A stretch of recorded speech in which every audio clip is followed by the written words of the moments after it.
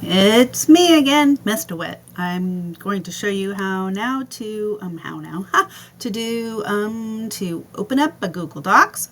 So I'm on my Google page, and here's my waffle I talked to you about. So I can go right to my Drive, or I can go to Google Docs. So I'll just click Docs this time instead of going to my Drive first. So when you hit Docs, then it gives you all these options, and they have templates, they're called. So if you want to write a letter, if you have an essay, it's kind of cool. But again, I usually just do my own thing. So here I am. I've opened up a new doc, and I got to wait for it to load.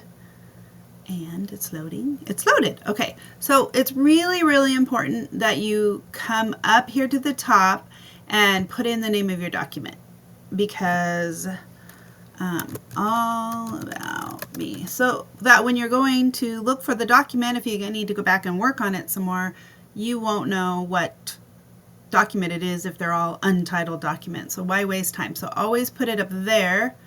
And then this stuff will go away. You don't need any of that. So you just would start typing. So you type your name of the document again over here, and then it's really, really important that you put by and then your name, because when your teacher goes to print these out, how does she know whose paper is who? So you always, always, always have to put your name somewhere on the document. Okay, so then you could start typing, and then you can start typing right away, or some people like old school, they like to hit tab so your first sentence starts indented in. So this is about me. So you start typing. A grandma, mom, wife, daughter, and sister. And aunt and niece and nephew and all those kind of things.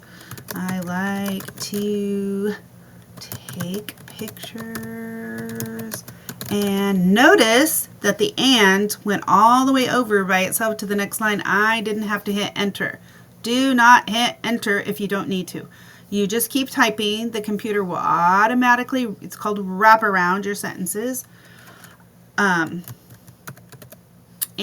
so you don't have to worry about that. If you do, it's all choppy and we have to fix it. So don't do that. The only time you hit enter is if you're like doing a poem, because every time you hit enter, it'll automatically capitalize it. I was born. See, it automatically capitalized it. I didn't have to make that I capitalized, because when you hit enter, it thinks you're starting on a whole new line. So don't hit enter until you need to. And just so you know, I was born in California. I'll finish that for you. Okay, so if I don't like this font, or if I like to get fancy, I would highlight this, and I'm going to go up here where it says Arial, because that's the name of a font, and I can put a different font up there. And where it says A in the underline, that's where you can change the color of the font. You can change the size of your font.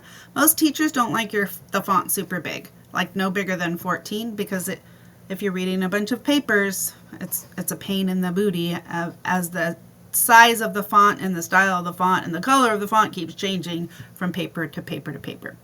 Here's where I can make it bold if I want, or I can underline it, or I can italicize it, which means it slants it. This is a highlighter, so you could choose a highlight, and then you come over here and I can highlight. Oh, why didn't it work? Let's try this one more time.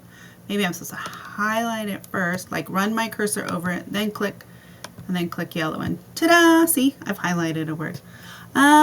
So those are just the quick things about Google Docs. Always put the name of the doc up here, so you don't have to keep looking through a bunch of untitled documents. Always put your name somewhere on the document so that your teacher knows whose paper it is when they print it out.